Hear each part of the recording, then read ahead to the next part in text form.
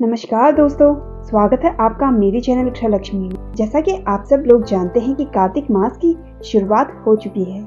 आप सभी लोगों को कार्तिक मास की बहुत बहुत शुभकामनाएं। आज मैं आप लोगों को सुनाने वाली हूँ कार्तिक मास महात्म्य कथा अध्याय 1।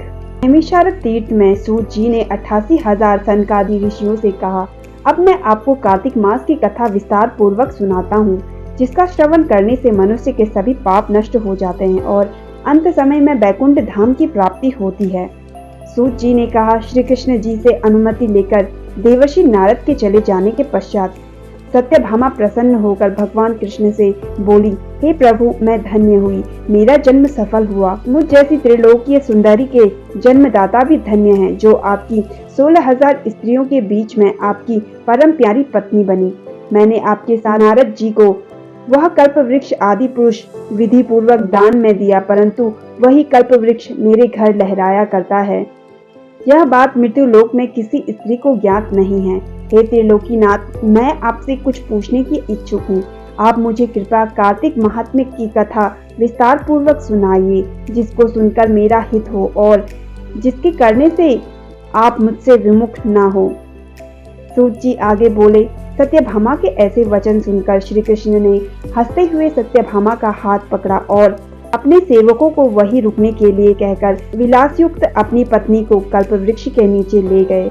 फिर हंसकर बोले, हे प्रिय, 16,000 रानियों में से तुम मुझे प्राणों के समान प्यारी हो। तुम्हारे लिए मैंने इंद्र एवं देवताओं से विरोध किया था। हे कांते, जो बात तुमने मुझसे पूछी है उसे सुनो।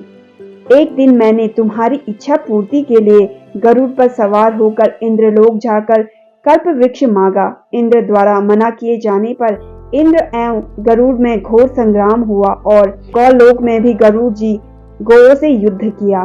गरुड़ की चोंच की चोट से उनके कान एवं पूंछ कटकर गिरने लगे, जिससे 3 वस्तुएं उत्पन्न हुई। कान से तंबाकू, पूंछ से गोभी और रक्त से मेहंदी बनी। इन तीनों का प्रयोग करने वाले को मोक्ष नहीं मिलता है। तब गौओं ने भी क्रोधित होकर गरुड़ पर वार किया, जिससे उनके 3 पंख टूटकर गिर गए। इनके पहले पंख से नीलकंठ, दूसरे से मोर और तीसरे से चकवी उत्पन्न हुए। हे प्रिय, इन तीनों का दर्शन करने मात्र से ही शुभ फल की प्राप्ति होती है। यह सुनकर सत्यभामा ने कहा, हे प्रभु, कृपया मुझे मेरे पूर्व जन्मों के विषय में बताइए कि मैंने पूर्व जन्म में कौन कौन से दान, व्रत व जप नहीं किए हैं।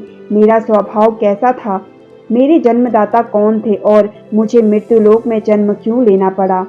मैंने ऐसा कौन सा पुण्य कर्म किया था जिससे मैं आपकी अर्धांगिनी हुई। श्री कृष्ण ने कहा, हे प्रिय, अब मैं तुम्हारे द्वारा पूर्व जन्म में किए गए पुण्य कर्मों को विस्तार पूर्वक कहता हूँ, उसे सुनो। पूर्व समय में सत्ययुग के अंत में मायापुरी में अत्रि गोत्र में वेद वेदांत का ज्ञाता देव शर्मा नामक एक ब्राह्मण निवास करता था। वह प्रतिदिन अतिथियों की सेवा, हवन और सूर्य भगवान की पूजा किया करता था। वह सूर्य के समान तेजस्वी था। वृद्धावस्था में उसे गुणवती नामक कन्या की प्राप्ति हुई। उस पुत्रहीन ब्राह्मण ने अपनी कन्या का विवाह अपने ही चंद्र नामक शिष्य के साथ कर दिया। वह चंद्र को अपने पुत्र के समान मानता था और चंद्र भी उसे अपने पिता की भांति ही सम्मान देता था। एक दिन वे दोनों कुश व समाधि लेने के लिए जंगल में गए।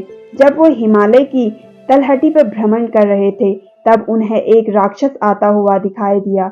उस राक्षस को देखकर भय के कारण उनके अंग स्थिर हो गए और वे वहां से भागने में भी असमर्थ हो गए। तब उस काल के समान राक्षस ने उन दोनों को मार डाला। चूंकि वे धर्मात्म थे, इसलिए मेरे पार्षद उन्हें मेरे बैकुंठ धाम में मेरे पास ले आए। उन दोनों द्वारा आजीवन सूर्य भगवान की पूजा किए जाने के कारण मैं दोनों पर अति प्रसन्न हुआ। गणेश जी, शिव जी, सूर्य व देवी, इन सब की पूजा करने वाले मनुष्य को स्वर्ग की प्राप्ति होती है। मैं एक होता हुआ भी काल और कर्मों के भेद से 5 प्रकार का होता हूँ। जैसे एक दैवत्य, पिता, भ्राता आदि नामों से पुकारा जाता है। जब वे दोनों विमान पर आरूढ़ होकर सूर्य के समान तेजस्वी रूपवान चंदन की माला धारण किए हुए मेरे भवन में आए, तो वह दिव्य भोगों को भोगने लगे।